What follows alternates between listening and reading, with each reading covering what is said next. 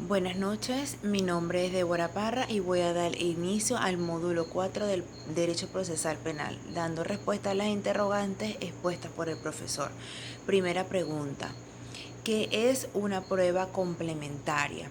Son aquellas que se promueven cuando se ha concluido el lapso de su presentación, pero estas pueden presentarse en la fase de juicio, porque como su nombre lo indica, complementan la investigación desarrollada. Estas están estipuladas en el artículo 326 del Código Orgánico Procesal Penal. Pregunta número 2. ¿Qué pasa si el acusado no comparece al juicio? En el artículo 327 del Código señala que si el acusado no comparece al juicio, se procederá a realizar el juicio fijado con su defensor. Si éste no cuenta con uno, se le asignará un defensor público. De igual manera, si el acusado o juzgado en libertad o bajo una medida cautelar sustitutiva no asista al debate injustificadamente, puede el juez solicitar al Ministerio Público revocar la medida cautelar. Pregunta número 3. ¿En qué momento el juicio puede el acusado declarar? El acusado puede declarar en cualquier momento del juicio, antes en el principio o en el final, especialmente después de la presentación de las pruebas en su contra. El hecho de que el acusado declare al principio del juicio es una manera de maximizar su credibilidad frente al juzgado, pero al hacerlo asume el riesgo de que sus dichos sean luego confrontados con las pruebas. Pregunta número 4. ¿Qué ocurre si el experto citado no puede comparecer al juicio? El juez ordenará que sea conducido por medio de la fuerza pública y solicitará a quien lo propuse como experto colabore para buscarlo. En el caso de negarse a comparecer, el fiscal del Ministerio Público tiene la atribución de solicitar al tribunal de primera instancia en función de control el auxilio de la fuerza pública para hacer efectiva la inmediata comparecencia. Artículo 37, numeral 8 de la Ley Orgánica del Ministerio Público. Se podrá suspender el juicio por esta causa una sola vez, conforme a lo previsto para las suspensiones, y si el testigo no concurre al segundo llamado, de igual manera será conducido por la fuerza pública. Artículo 340 del Código Orgánico Procesal Penal.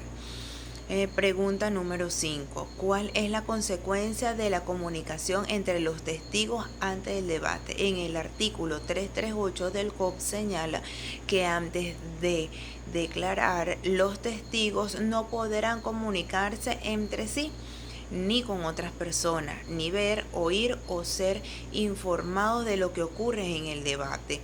No obstante, el incumplimiento de la incomunicación no impedirá la declaración de los testigos, pero el tribunal verá este incumplimiento al momento de valorar la prueba. 6. ¿Cómo debe ser el interrogatorio en el juicio y cuál es la actuación del juez? El interrogatorio lo iniciará quien propuso al testigo o al experto.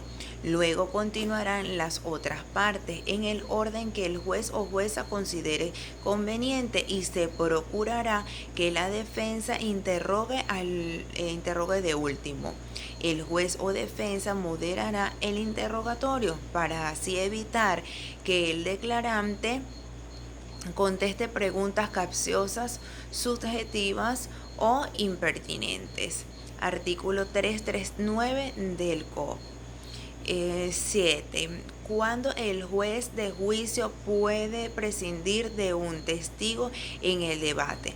Cuando el testimonio no guarda relación con los hechos investigados o cuando su testimonio sea ofrecido para acreditar un hecho evidente que no necesite explicación.